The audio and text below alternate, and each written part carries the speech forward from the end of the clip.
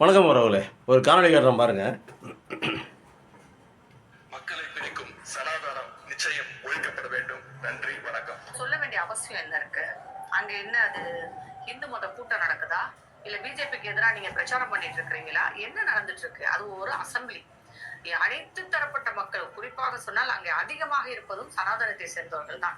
அந்த இடத்துலயே போய் நீங்க சனாதனத்தை ஒழிப்போம்னு சொல்றீங்களே, நீங்க இப்படியே சொல்லலாமே. இஸ்லாமிய தீவிரவாதத்தை ஒழிப்போம்னு அங்க சொல்லலாமே, கிறிஸ்துவ தீவிரவாதத்தை ஒழிப்போம்னு சொல்லலாமே, கிறிஸ்துவ மதமாற்றத்தை ஒழிப்போம்னு சொல்லலாமே. அப்படியெல்லாம் இவங்க சொல்ல மாட்டாங்க. அப்படி சொல்லி இருந்தா அங்க நடந்திருக்கிற கதையே வேற. ஆனா எப்பயும் போல இவங்க இந்துக்களுக்கு தான் இவங்களுக்கு கிழக்கிறையாகவும் அதுவே பேசுறாங்க. ஆனா ஒருத்தர் கூட அந்த அசம்பிளியில அவரை கண்டித்து பேசவில்லை, கண்டிக்கவும் இல்லை. பாஜக மட்டும் தான் வெளியில வந்து கண்டிச்சிருக்கிறாங்க. ஆனால் பிற கட்சிகளும் சரி, அங்கிருந்து நீங்க முதல்வரையும் சேர்த்துதான் சொல்றேன், ஜோசப் விஜயும் சேர்த்துதான் சொல்றேன், அவரும் கண்டிக்காது. அதான் நம்ம பார்த்தோமே, பைபிள்ல இருந்து நம்ம சபாநாயகர் வந்து அதுல இருந்து ஒரு வரி எடுத்து விட்ட உடனே எவ்வளவு சந்தோஷமா அவர் இருந்தாரு. மற்றவங்களுக்கு வணக்கம் உறவுகளே, இது நங்கரும் நான் முருகேசன். இந்த காணொலியை பார்த்துருப்பீங்கன்னு நினைக்கிறேன். அந்த காணொலியை பற்றி உங்களுடைய கணிப்பு என்னங்கிறது தெரியல. நான் சொல்கிறேன் அந்த காணொலியை. இது எப்படின்னா, சனாதனம் ஒழிக்கப்பட வேண்டியது அப்படின்னு சொல்லிட்டு உதயநிதி சொல்லிட்டார். எதிர்கட்சி தலைவர், மரியாதைக்குரிய எதிர்கட்சி தலைவர் அப்படி சொல்லணுமா? ஆமாம், எதிர்கட்சி தலைவர் உதயநிதி சொல்லிட்டார், சனாதனம் ஒழிக்கப்பட வேண்டியது அப்படின்னு சட்டசபையிலே சொல்லிட்டார். சட்டசபையில் நீங்கள் எப்படி சொல்லலாம் அப்படின்னு? சட்டசபையில் ஏன் சொல்கிறாரு அப்படின்னா, அதுக்கு ஒரு காரணம். ஒரு அரசு அனைத்து மக்களையும் சமமாக நடத்தணும். அப்படி சமமாக நடத்தலை அப்படின்னா அதுக்கு பேர் அரசு இல்லை. அப்போ எப்படி இந்த சனாதனத்தை ஏன் ஒழிக்கணும் அப்படின்னா, சனாதனம் எப்படி மக்களை பிரிக்கிறதோ, அவர் சொன்ன வார்த்தையை அண்டர்லைன், மக்களை பிரிக்கும் சனாதனத்தை ஒழிக்கணும், அதான் அவர் சொன்னது. அப்போ சனாதனம் என்ன பண்ணுது? மக்களை பிரிக்கிறதா? ஆமாம், பிரித்து இருக்குது. இந்தியாவை துண்டாடி இருக்குது. இந்தியாவை மேலே கீழே பிரித்து இருக்குது. உயர்ந்தவன் தாழ்ந்தவன், கீழ் சாதி மேல் சாதின்னு பிரித்து இருக்குது. அதனால தான் சொல்கிறாரு, மக்களை பிரிக்கும் சனாதனம் ஒழிக்கப்பட வேண்டியதுன்னு சொன்னார். இந்த அம்மா உடனே பொங்குறாங்க. அர்ஜுன் ஒரு பக்கத்து பொங்குறாரு. அர்ஜுன் வந்து சொல்கிறாரு, வாழ்வியல் முறையாம். அது எப்படின்னா, வாழ்வியல் முறைனா என்ன? எது வாழ்வியல் முறை? சனாதன வாழ்வியல் முறையா? சனாதனப்படி நீ வாழ்ந்துருவியா? நீ 8 வயசில் பொம்பளை பிள்ளை கல்யாணம் பண்ணி வைக்கணும் கொடுத்துருவீங்களா நீங்கள்? 8 வயசில் பொம்பளை பிள்ளை கல்யாணம், எத்தனை வயசில் மாப்பிள்ளை? 50 வயசானாலும் கல்யாணம் பண்ணி கொடுக்கணும், 70 வயசானாலும் கல்யாணம் பண்ணி கொடுக்கணும். நீங்கள் உங்கள் பொண்ணை கல்யாணம் பண்ணி கொடுத்துருவீங்களா? நீங்கள் உங்கள் பொண்ணை கல்யாணம் கொடுத்துருவீங்களா? தாழ்த்தப்பட்டவன், ஒடுக்கப்பட்டவன், கீழ் சாதிக்காரன், மேல் சாதிக்காரன், அவன்லாம் தோளில் துண்டை வச்சுட்டு தெரியணும். தலையில் துண்டை கட்டக்கூடாது, தோளில் துண்டை போடக்கூடாது, கம்கட்டில் துண்டை வச்சுட்டு தெரியணும். தெரியுமா? அந்த மாதிரி செய்ய முடியுமா? அந்த மாதிரி நடக்குமா? இதெல்லாம் நடந்தது ஏற்கனவே, இனிமேல் நடக்கணுமா அந்த மாதிரிலாம்? சனாதனத்தை ஆளுங்கலாம் வாழ்வியல் முறைனா எப்படின்னா, அம்மா அப்பாவை எப்படி பத்திரமா பார்த்துக்கணுமோ, எப்படி பக்குவமாக பார்த்துக்கணுமோ, அதே மாதிரி வந்து அதுவும் சனாதனம் தான் சொல்லி தருது. அதே மாதிரி தான் சனாதனம், ரெண்டும் ஒன்று தான். அதனால தான் இது வாழ்வியல் முறை அப்படிங்கிறார். அம்மா அப்பாவை பார்த்துக்கிறது தான் அது வாழ்வியல் முறைன்னு எவையா சொன்னது? எந்த சட்டத்தில் எழுதியிருக்குது? நம்ம பெற்றவங்களை நம்ம பார்த்துக்கணுங்கிறது நம்மளுடைய கடமை. இதுக்கு சனாதனமும் தேவையில்லை, சாமியும் தேவையில்லை, பூதமும் தேவையில்லை, பேயும் தேவையில்லை. நம்மளை 10 மாதம் வந்து பெற்றாங்க, வளர்த்தாங்க, ஆளாகினாங்க, நம்மளை வாழ வச்சாங்க, இல்லை நம்மளுக்கு படிப்பு சொல்லி கொடுத்தாங்க, படிக்க வச்சாங்க, வேலை வாங்கி கொடுத்தாங்க, கல்யாணம் பண்ணி வச்சாங்க. அவங்களை பார்த்துக்கிறது ஒவ்வொரு இந்திய குடிமகனுடைய உரிமை, கடமை. அந்த கடமையை கரெக்டாக செய்யணும். அப்படி இல்லைன்னா அவங்களுக்கு பிறந்திருக்கணுங்கிற அவசியமே இல்லை, தேவையில்லை. அவங்களுக்கு பிறந்திருக்கணுங்கிற அவசியமே இல்லை. எதுக்கு பிறக்கணும்? பெற்றவர்களை கவனிக்கலைன்னா எதுக்கு பிறக்கணும்? எதுக்கு சனாதனம் வேணும்? சனாதனம் சொல்லிக் கொடுக்கணுமா புதுசாக? என்ன வெங்காயத்தை சொல்லிக் கொடுக்குது சனாதனம்? அப்புறம் பார்த்துங்க, என்னென்னமோ சொல்கிறாங்க பார்த்துங்க. ராமாயணம், பகவத்கீதை, மகாபாரதம் இதெல்லாம் சொல்லுவாங்க, பொய்ன்னு சொல்லுவாங்க. ஆனால் வந்து பிஜேபிக்கு எதிராக பொய்ன்னு சொல்கிறாங்க. ஆமாம், பொய் தான். ராமாயணம், மகாபாரதம், பகவத்கீதை இதெல்லாம் பொய் தான். எப்போ நடந்துச்சு? என்ன சாட்சி இருக்குது? என்ன ஆதாரம் இருக்குது? பகவத்கீதை எதனா வச்சு நீங்கள் வந்து இது வந்து ஒரு இந்தியாவினுடைய நூல் அப்படின்னு சொல்லிக்கிட்டு இருக்கீங்க. அது மேலே தான் வச்சு சத்தியம் வாங்குறீங்க. பகவத்கீதையில் என்ன அநியாயங்கள் நடந்திருக்கு தெரியுமா? 4 வர்ணங்களாக நானே பிரித்தேன், 4 வர்ணங்களை நானே படைத்தேன் அப்படிங்கிறாரு கிருஷ்ணர். எதுக்கு படைக்கிற? என்னை கீழ் சாதிக்காரனாக, தாழ்த்தப்பட்டவனாக, ஒடுக்கப்பட்டவனாக படைச்ச அந்த கடவுள், அந்த வெங்காய கடவுள் என்ன மயத்துக்கு? எனக்கு எதுக்கே மயத்துக்கு? நான் இன்னொருத்தன் வீட்டில் போய் கை கட்டி நிற்கிறதுக்கா? நான் இன்னொருத்தன் கையில் போய் கை கட்டி நிற்கிறதுக்கா? நான் படிக்காமல் தற்கொலையாக திரியிறதுக்கா? எதுக்கே சனாதனம் எனக்கு?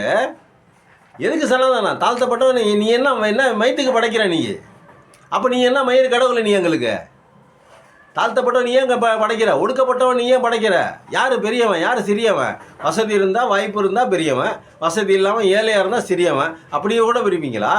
சாதியாக வேற பிரிப்பீங்க, பணக்காரன் ஏழை அப்படின்னு வேற பிரிப்பீங்க, இன்னும் எப்படியெல்லாம் பிரிப்பீங்க? ஒரு ஒடுக்கப்பட்டவனையும் தாழ்த்தப்பட்டவனையும் சுரண்டி சுரண்டி சுரண்டி சுரண்டி தானே பணக்காரன் நீங்கள் அவன் உழைக்காமல் பணக்காரன் ஆயிடுவீங்களா? அவன் உழைக்காமல் உயர்ந்த சாதிக்காரன் ஆயிடுவீங்களா? உசந்த சாதிக்காரங்களாம் ஏன்னா இவனுக்கு ஏழு அறிவு இருக்குதா அவனுக்கு? உசந்த சாதிக்காரனுக்கு இவனுக்கு மட்டும் 5 அறிவு இருக்குதா? எல்லாம் ஒன்று தானே. அப்புறம் எதுக்கு நீ பிரிக்கிற? நீ பிரிக்கிற சரி, ஏதோ ஒரு வித்தியாசத்தை வச்சியா? ரைட்டு, கிருஷ்ணன் பிரிச்சாரியா, மனிதர்களே பிரிக்கிறார் ஏதோ ஒரு வித்தியாசமாக. அவனுக்கு தலையில் ஒரு கண் வைக்க வேண்டியது, அந்த இடத்துல ஒரு கண். வசந்த சாதினா ஒரு கண். தலையில் பிறந்தான்னு சொல்கிறாங்களா? தலையில் பிறந்ததுக்கு அடையாளம் அந்த இடத்துல ஒரு கண் வைக்கலாம்ல? இல்லை மலத்தை வேறு பக்கத்து வர வைக்கலாம்ல? இல்லை சோத்தை வேறு பக்கத்து திங்க வைக்கலாம்ல? ஏதோ ஒரு வித்தியாசம் செஞ்சுருக்கலாம்ல? ஆனால் ஏன் சாமியை படைச்சது? எந்த சாமியை படைத்தான்? மனுஷனா எந்த சாமி படைத்தான்? இயற்கையை படைச்சது. கோடான கோடி ஜீவராசிகளை படைச்சது. கடலில் இருக்குது, மண்ணில் இருக்குது, ஆகாயத்தில் இருக்குது, பூமிக்குள்ளே இருக்குது. கோடான கோடி, பல்லாயிரம் கோடி ஜீவராசிகள். இதெல்லாம் இயற்கையினுடைய படைப்பு. எந்த கடவுளும் படைக்கலை. கடவுளை தான் மனுஷன் படைச்சான். ஒரு சில சுயநலவாதிக, ஒரு சில நூலாண்டிகள்லாம் சேர்ந்துக்கிட்டு சாமின்னு பேரை சொல்லி சாமி வந்து படைச்சாரு, சாமி வந்து வசந்த சாதின்னு சொன்னார், சாமி வந்து பெரிய சாதின்னு சொன்னார், எங்களை பெரிய சாதின்னு சொன்னார், தலையில் படைக்க வச்சார், இவனுங்களை வந்து காலில் படைக்க வச்சார். காலில் எப்படி ஒருத்தன் பிறப்பான்? தரையில் எப்படி ஒருத்தன் பிறப்பான்? தொடையில் எப்படி ஒருத்தன் பிறப்பான்?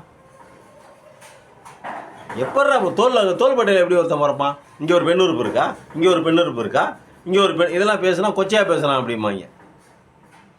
எல்லாருமே மனிதனாக பிறந்தவர்கள் மனிதர்கள் அனைவருமே தாயினுடைய பிறப்புறுப்புல தான் பிறப்பாங்க. வித்தியாசம் வேற எங்கேயும் பிறக்க மாட்டாங்க. வசந்த சாதிக்காரனுக்கு 8 அறிவு இல்லை வசந்தி சாரணிக்காரனுக்கு 4வது 3வது கண்ணு பின்னாடி ஒரு புடனையில் ஒரு கண்ணு இல்லை. அவனுக்கு 4 கை இல்லை, அவனுக்கு 2 கை தான். இவனுக்கு இருக்கிற மாதிரி தான் 2 கை இருக்குது, இவனுக்கு இருக்கிற 4 கை தான். அப்புறம் அது ஏற்றத்தாழ்வு. அப்படி படைக்கிற சாமி நமக்கு தேவையா அப்படிங்கிறது ஒரு கேள்வியாக இருக்குது. இஸ்லாமிய கிறிஸ்துவ தீவிரவாதத்தை ஒழிப்போன்னு சொல்லிப்பாரு அப்படின்னு சொல்கிறாங்க. ஏன் இஸ்லாமிய கிறிஸ்துவ தீவிரவாதத்தை இஸ்லாமிய தீவிரவாதம் எங்கே இருக்குது? இஸ்லாமிய தீவிரவாதம் எங்கே இருக்குது? அங்கே இருக்குது. ISI தீவிரவாதிகள் இருக்கிறாங்க. அப்புறம் என்னென்னமோ தீவிரவாதிகள் உலகம் பூரா இருக்காங்க. இந்தியாவில் எங்கே தீவிரவாதம் இருக்குது? இந்தியாவில் பாகிஸ்தான் தீவிரவாதிகள் ஊடுருவுறாங்க. ஏன் ஊடுருவுறாங்க? எதுக்காக ஊடுருவுறாங்க? இந்தியாவில் நடந்த குண்டுவெடிப்பு சம்பவங்கள்லாம் யார் பண்ணது? பெரும்பாலான குண்டுவெடிப்பு சம்பவங்கள்லாம் யார் பண்ணதுன்னு தெரியுமா உங்களுக்கு? எங்கே தீவிரவாதம் இருக்குது? இந்தியா அப்புறம் கிறிஸ்துவ தீவிரவாதத்தை ஒழிப்போம், அப்புறம் கிறிஸ்துவ மதமாற்றத்தை ஒழிப்போம்னு சொல்லி பாருன்னு. மதமாற்றத்தை ஒழிக்கணும்னு சொல்லலையே. இந்திய அரசியலமைப்பு சட்டமே சொல்லலையே.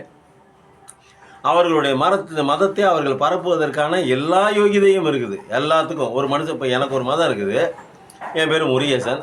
என்னுடைய மதம் எந்த மதமாக இருந்தாலும் சரி, கிறிஸ்துவமாக இருந்தாலும் சரி, இஸ்லாமாக இருந்தாலும் சரி, இந்துவாக இருந்தாலும் சரி, சீக்கியமாக இருந்தாலும் சரி, வேறு எந்த மதமாக இருந்தாலும் என்னுடைய மதத்தை நான் பரப்புவதற்கு எனக்கு சகல உரிமையும் இருக்குது. இந்திய அரசியலமைப்பு சட்டம் சொல்லுது. இந்திய மதமாற்ற தடை சட்டம் எதுக்கு கொண்டு வரணும்? இல்லை எனக்கு ஒன்றும் புரியல இவங்க பேசுறதெல்லாம். என்ன நோய் ஏட்டி போட்டியாக பேசிட்டே இருக்கேன். எனக்கு இந்துவனுக்கு கோபம் வராது. இந்துக்கு ஏன் கோபம் வரணும்? யார் இந்து? பூணூல் போட்டவங்க இந்துவா, பூணூல் போடாதவங்க இந்துவா? பூணூல் போட்டவங்களுக்கு தான் கோபம் வரும். இவங்க பேசுகிறதெல்லாம் சனாதனத்தை ஒழிப்போம்னா பூணூல் போட்டவங்களுக்கு தான் கோபம் வரும். பூணூல் போடாதவன் எவனுமே கோவப்பட மாட்டான். ஏன்னா அப்படின்னா இவனுக்கும் அந்த சனாதனத்துக்கும் சம்மந்தமே இல்லை. சனாதன இந்து வேறு, சாதாரண இந்து வேறு.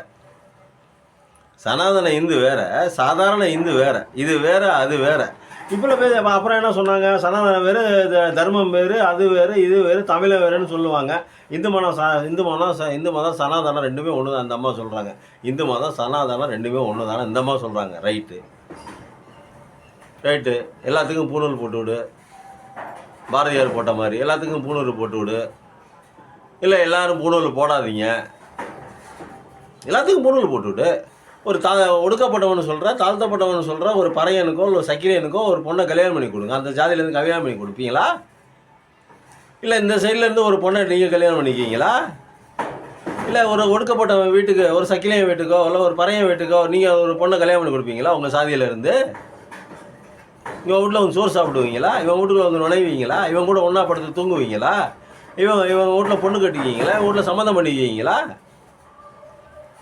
என்னம்மா என்னமோ உங்களுக்கு தான் பேச தெரியும், அப்படியே அளந்து விட்றாங்க. அப்படியே இவங்க மட்டும் இல்லை, அர்ஜுன் அதுக்கு மேலே அப்படியே பொங்குறாரு. காணொலிகளை வந்து சனாதனம்டா. ஒருத்தன் சொல்கிறான், ஏய் உங்கள் ஆத்தா வச்சிருக்கா பாரு திருநீர், அதான்டா சனாதனம். உங்கள் ஆத்தா போட்டிருக்கா பாரு தாலி, அதான்டா சனாதனம். உங்கள் ஆத்தா கட்டியிருக்கா பாரு தாலி, அதான்டா சனாதனம். உங்கள் ஆத்தா போட்டிருக்க வர மெட்டி, அதான்டா சனாதனம். இருக்கட்டும், சனாதனமாகவே இருக்கட்டும். யாரா இல்லைன்னு சொன்னது? மூட நம்பிக்கை தாண்டா எதுக்குறான். 8 வயசில் உன் பிள்ளைய கல்யாணம் பண்ணி கொடுப்பியா? நீ ஊர் விட்டு ஊர் போகக்கூடாது, நாடு விட்டு நாடு போகக்கூடாதுன்னு நீ போகாமல் இருப்பியா? இப்போ நீ போகாமல் தான் இருக்கீங்களா சனாதனவாதிகள் எல்லாம்? இன்னும் எவ்வளோடா கொடுமை. ஒரு இப்போ உங்கள் பொண்ணோட மாப்பிள்ளை இறந்து போயிட்டாருன்னா உங்கள் பொண்ணையும் சேர்த்து கொளுத்திடுவீங்களாடா? என்னென்ன சொல்லியிருக்காங்கடா? உடன்கட்டை ஏன்னா கடல் கடந்து செல்லக்கூடாது, பொம்பளை பிள்ளை படிக்கக்கூடாது, படிப்பே விடக்கூடாது. படிச்சுவிட்டு எத்தனை பிராமண பொண்ணுங்க படிச்சுட்டு பெரிய பெரிய பதவிகள் இருக்காங்க. ஏன் படிக்க வைக்கிறீங்க? ஏன் 8 வயசில் பொண்ணு திருமணம் பண்ணி கொடுக்க வேண்டியதானே? அர்ஜுன் அவர் பொண்ணுக்கு திருமணம் பண்ணி கொடுக்க வேண்டிய இந்த அம்மா பேசுனாங்களே, இந்த அம்மாவுக்கு 8 வயசில் பொண்ணு இருந்தால் கல்யாணம் பண்ணி கொடுக்க வேண்டிய, 8 வயசில் கல்யாணம் பண்ணி கொடுத்து மாப்பிள்ளை வீட்டுக்கு அனுப்பிச்சிட வேண்டியதானே? ஏன் +2 வரைக்கும் படிக்க வைக்கிறீங்க, காலேஜ் படிக்க வைக்கிறீங்க, 2 டிகிரி படிக்க வைக்கிறீங்க, 3 டிகிரி படிக்க வைக்கிறீங்க, அமெரிக்காவில் வேலை வாங்கி தரீங்க, கப்பல் ஏறி போகிறீங்க, கடல் கடந்து போகிறீங்க, ஏரோப்ளேனில் போகிறீங்க. இதெல்லாம் போகாதீங்கம்மா, அதெல்லாம் செய்யாதீங்கம்மா. அதெல்லாம் செஞ்சால் சனாதனத்துக்கு எதிரானது. நீங்கள் மூலம் செய்யாதுங்க.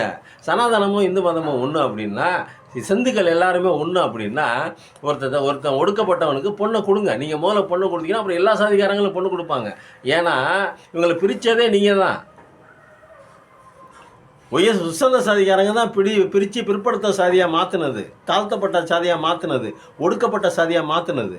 நீங்கள் அவங்க வீட்டுக்கெல்லாம் பொண்ணு முதல்ல வந்து தாழ்த்தப்பட்டவங்க வீட்டுக்கு பொண்ணு கொடுங்க, ஒடுக்கப்பட்டவங்க வீட்டுக்கு பொண்ணு கொடுங்க. அதுக்கப்புறம் பிற்படுத்தப்பட்டவங்க ஆட்டோமேட்டிக்காக கலந்துக்குவாங்க. முதல்ல நீங்கள் கலந்துட்டீங்கன்னா அதுக்கப்புறம் பிற்படுத்தப்பட்டவங்க ஆட்டோமேட்டிக்காக கலந்துக்குவாங்க. சனாதனத்தை ஒழிச்சாதான் இந்த சமத்துவம் வந்து வரும், இந்த வந்து நடுநிலை வந்து வரும், இந்த ஏற்றத்தாழ்வு இல்லாமல் போகும். அது வரைக்கும் சனாதனங்கிற ஒன்று இருக்கிற வரைக்கும் மனுஷன் சாதியாக பிரிஞ்சு கிடப்பான், மதமாக பிரிஞ்சு கிடப்பான், ஏற்றத்தாழ்வோட பிரிஞ்சு கிடப்பான். தொட்டா தீட்டு, பட்டா தீட்டு, பாத்தா தீட்டுன்னு சொல்லுவான். இதெல்லாம் சனாதனம் இருக்கிற வரைக்கும் தான். சனாதனத்தை ஒழிச்சிட்டோம் அப்படின்னா எல்லா மக்களும் சரிசமமாயிரும். அதுக்கு தான் சனாதனத்தை ஒழிக்கணும்னு பெரியார் சொன்னார். அதையே தான் கலைஞர் சொன்னார். அதையே தான் உதயநிதி சொல்கிறார். அதையே தான் தமிழ்நாட்டில் பெரும்பாலான இந்துக்கள் சொல்கிறோம். நாங்களும் இந்துக்கள் தான். என் பேர் முருகேசன் தான். ஏன்னா ஏன் சனாதனத்தை ஒழிக்கணுங்கிறான்? என்னை ஒடுக்கப்பட்டவன் சொன்னானா, என்னை தாழ்த்தப்பட்டவன் சொன்னானா, என்னை கீழ் சாதிக்காரன்னு சொன்னானா, என்னை பாத்தா தீட்டு தொட்டா தீட்டுன்னு சொன்னானா? சக்கிலியனை தொட்டா தீட்டு சாணானா பாத்தா தீட்டுன்னு சொன்னது யார்?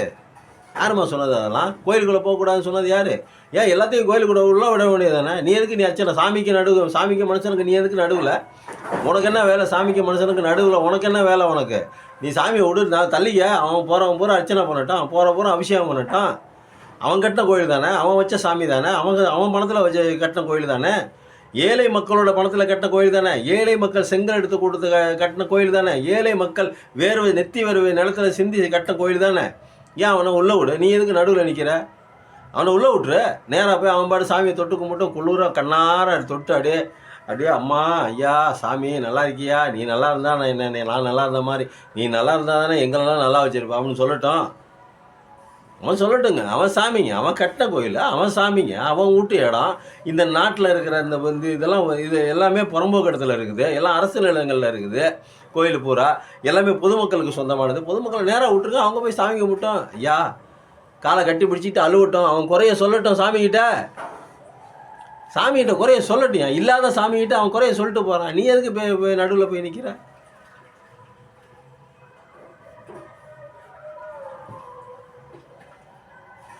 நன்றி, வணக்கம்.